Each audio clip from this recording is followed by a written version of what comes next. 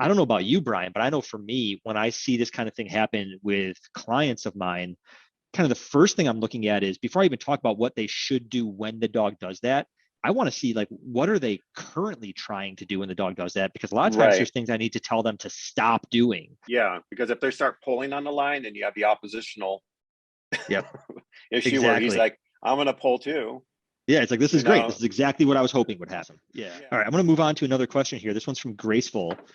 So leash biting on a long line. It's a 8-month-old Mali mix, which I'm assuming is Malinois, not Malamute. Loves to bite the long line as his owners play with him while being on the long line. How would you address it? I know you do a lot of long line work, so I'm sure this is something that you deal with quite frequently. Yeah, that's a challenging one. If it's the owner, depends on what that relationship like is with that owner and that dog, So if that dog, you'll see me sometimes in videos where I'll take the line and I'll crack it across my thigh, and it makes like kind of a loud sound. And I Mm-hmm. do that, and as I'm doing that, I'm stepping towards the dog, So there's an audible crack, and then there's that pressure of moving into the dog. Just again, it depends on if the dog's amped up. That's a challenging thing. Sometimes you can go with like the pet corrector, which I kind of keep hidden, and if the dog's biting on it, I'll step towards him and pop the air and do like see if I can't get a leave it on the dog. And I usually just use a lot of pressure. I start moving towards the dog with intention, Mm-hmm. and if they drop it, but now Do you give like a sometimes no? Like, do you say no I'll or use a any kind leave of it. verbal? A leave Yeah, it? I'll just Okay. use like a leave it, and you can build that leave it outside of that context. Yep. So you can use that, if you want to use that make that strong, leave it outside of the the long line context. If you want to use like a compressed air and then couple a leave it on top of that to really like you're getting the dog when he's not so adrenalized, to teach him to leave it. That's how I always want to do things. If you're teaching like a resource guarding dog to leave something, I'm going to use something very low value, and I'll step towards that dog, and he's on an e-collar, or if you're using like an air interrupter, something benign. If it's like a leaf, I'll step towards him, leave it, and then I'll build my values, and I'll start increasing the value of whatever I want him to leave it at. So I think if they teach to leave it in a context where the dog is not so adrenalized, and then they go out into that context where they're long lining, the minute the dog has an intent to grab the line, I would be moving into that dog with air and going, leave it, and a stronger sound, and just that intensity of moving into the dog. And then once he drops the line, I'll just go, let's go, and we'll start moving again. Perfect. Now, Yeah. sometimes puppies are really persistent, and so I might just go ahead and shorten the line and put the dog into a walking, mode, and just cool him down.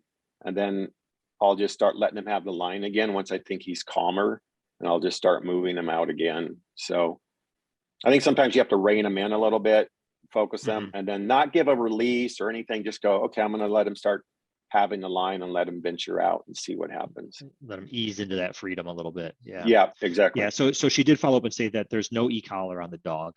Okay. And like one thing that I would add too is, of course, obviously, if this is a Malinois we're talking about, like Yeah. they're There's a bit of a super prey drive. aroused dogs, lots Yeah. of prey drive. And when they play, they like playing with their mouth. So this is something that you Right. can sort of expect with them.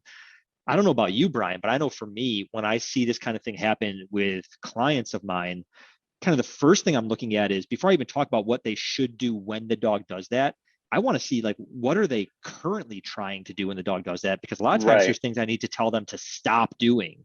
A lot of Right. times their attempts to stop the dog are actually reinforcing the behavior that the dog actually perceives it as like, oh yeah, I wanted to play tug with this thing. I wanted to fight over this thing, not like really Right. fight, but like play fight over this thing.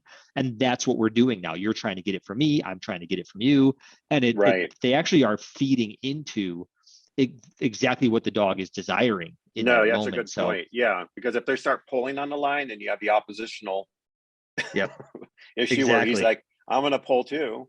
Yeah, it's like this You is great. This know, is exactly what I was hoping would happen. Yeah. yeah, So awesome. that's kind Thanks, of first guys. thing is like, before we even worry about what to do, it's let's look at Right. what do we need to stop doing. And often Right. with I find with That's a great these, point.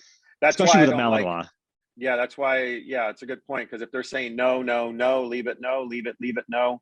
Well, maybe the leave it has no meaning to the dog. So that's what I mean. It has to be taught outside of that context first. Yeah.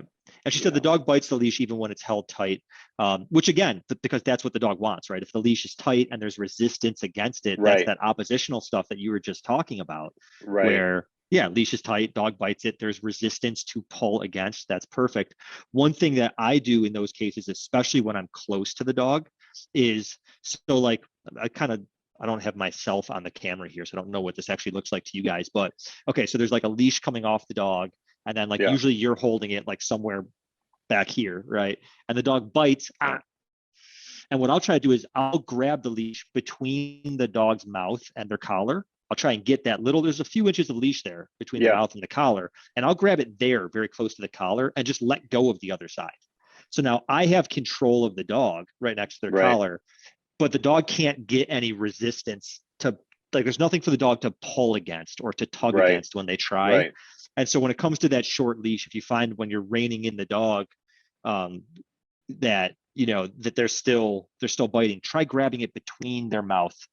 And they really can't bite you there either. Like you're out of their Yeah. reach when it comes to them Right. redirecting on you. So that's just a another good, trick. That's a good strategy. Yeah. That's another trick I do. But obviously, if they're on a long line playing and they're far away, first you have to get close to them. And I think if you got to get close to them anyway, then it only makes sense to kind of do what Brian's talking about here. Come get close to them with some sort of intent and some sort of energy to that kind of lets them know that you're displeased with that